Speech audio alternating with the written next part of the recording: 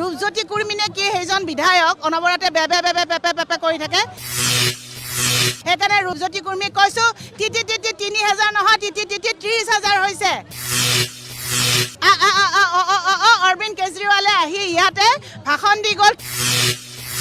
আজি আমাৰ এখন খুব হেঁপাহৰ আচলতে সভা এই সভাখন আম আদমি পাৰ্টি আজি অসমত 10 বছৰ সম্পূৰ্ণ কৰিলে কিন্তু আজিলৈকে অৰবিন্দ কেজৰিৱাল ডাঙৰীয়া যেতিয়া দিল্লীৰ মুখ্যমন্ত্ৰী হৈছিলে তেতিয়াৰ পৰা অসমলৈ তেওঁ অহা নাছিলে কিন্তু তেওঁক আমি যোৱা 2 মাহ আগতে প্ৰায় 30জনীয়া দল এটা গৈ দিল্লীত আমি নিমন্ত্ৰণ জনাইছিলোঁ আৰু আমাৰ নিমন্ত্ৰণ ৰক্ষা কৰি তেখেতে আজি এখন বিশাল জনসভা সম্বোধন কৰিলে এতিয়া কথা হ'ল যে যিসকলে ভাবি আছে যে তেওঁলোকে গোটেই জীৱন শাসন কৰিব শাসনৰ গাদীত থাকিব তেওঁলোকে আচলতে এটা সপোন দেখি আছে তেওঁলোকে সপোন দেখাটো ভাল কিন্তু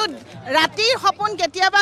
কিন্তু নফলিয়ায় দিনত চকু মেলি সপোন দেখিব লাগে আৰু চকু মেলি যদি সপোন দেখিছে আজি আমি শুনিছোঁ ৰূপজ্যোতি কুৰ্মীনে কি সেইজন বিধায়ক অনবৰতে বেপে কৰি থাকে এইজন বিধায়কে আজি কৈছে যে ৩,০০০তকৈ বোলে বেছি বোলে মানুহ নহয় সেইকাৰণে ৰূপজ্যোতি কুৰ্মীক কৈছোঁ তিতি ৩,০০০ নহয় তিতি ৩০,০০০ হৈছে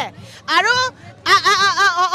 অৰবিন্দ কেজৰিৱালে আহি ইয়াতে ভাষণ দি গ'ল সেইকাৰণে ৰূপজ্যোতি কুৰ্মীক কৈছোঁ তিতি ৩,০০০ নহয় তিতি ৩০,০০০ হৈছে আপোনাৰ মাতেই ফুটা নাই আপোনাৰ গাখীৰ খোৱা উঠ টিপিলে চাগে এতিয়াও গাখীৰে ওলাব আপোনাক কথা ক'লে কথাবোৰ ফচি যায় আৰু কোনোবা দিলীপ সোণোৱাল নে কি এইজন XYZ আমিও নাজানো এইজনেও কৈছে যে আমাৰ অৰবিন্দ কেজৰিৱাল ডাঙৰীয়াই হেনো কামাখ্যাত বোলে সেৱা কৰি আহিব লাগে আহি পেলাই বোলে তেওঁ জেলত যাবলৈ সাজু হ'ব লাগে দিলীপ শইকীয়া নে সোণোৱাল কি এজনক আমিও কৈছোঁ যে আপোনালোকে কামাখ্যাত সেৱা কৰি আপোনালোকে সাজু হওক আপোনালোকক আমি